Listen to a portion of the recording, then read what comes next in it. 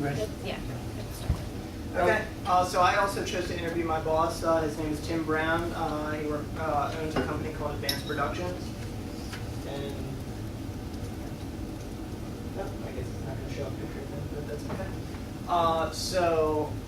Advanced Productions started out as a DJ company in 1982 and has since evolved into an audiovisual production company specializing in fashion shows, cosmetic expos, and gymnastics competitions. But we also have different kind of events like a rare wedding now and then, and just more upscale events that require top quality audiovisual work. So it's an entertainment company that specializes in audio, lighting, video, staging, and rentals of all types of equipment. Typical workday for Tim is between 8 and 12 hours, but he says he's always working in some capacity, whether it be marketing, accounting, sales, on-site management, or what have you. He said that a good entrepreneur wears many different hats. I asked him what were the biggest takeaways he's learned over the 32 years that Advanced Productions has been a business.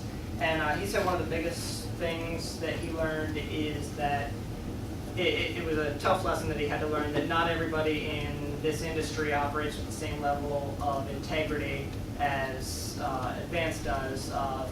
Just certain people don't grow up in an environment or haven't been raised in an environment that they're taught to be honest and to operate with integrity like Advanced does. I asked him if he had any regrets and if he would go back and change any of the decisions that he would have made if he could. And not only did he say he had no regrets, but he said that he wouldn't change any of the decisions he made because it would have cheated him out of a valuable lesson.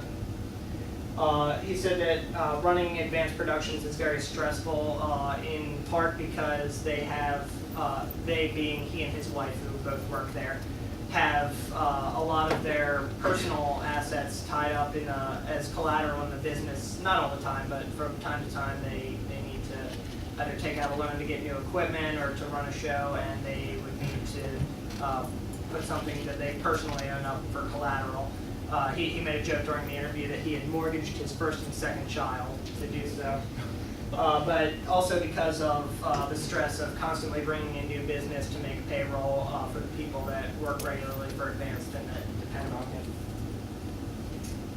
I asked him for any advice that he had for aspiring entrepreneurs, and one of the things he really stressed was the importance of a great business plan.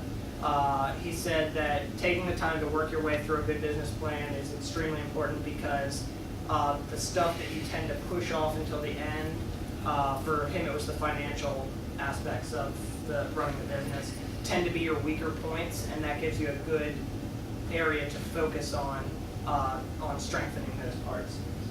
He also said that to become an entrepreneur you need to find something that you're so passionate about and that you love so much that you're willing to work harder than you've ever worked on anything before, because if not, the monotony of the just stuff that happens, the management, the disciplinary action stuff that eat its way into your day-to-day life as an entrepreneur would be overwhelming for someone if you're not completely passionate about what you do.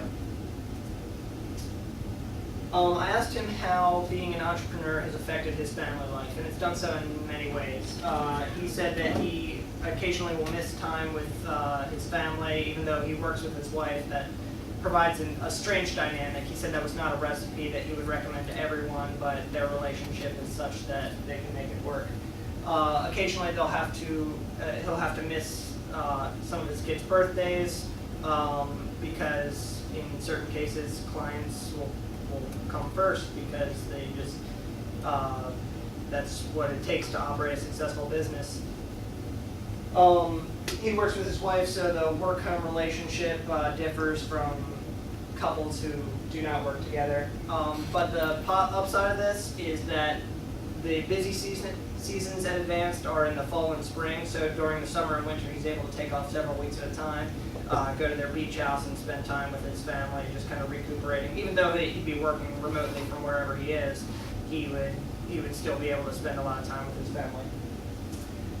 I think the biggest, or the most important question for me that I asked him was, if you were conducting this interview, what would you ask? Because I wanted to see the opposite side of the spectrum with all his years of experience, what he thought it was important for me to know. And his response was, how do you know when you're passionate enough or when you love something enough to take the risk and to put it all out there?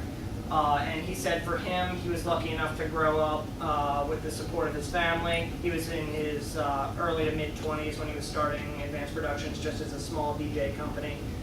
So he had the financial and emotional support of his family while he was starting it. He didn't really have to focus on a huge customer base, but at first, but then he expanded the business from there and grew it to the production company that it is today. That's it. Questions for Joe?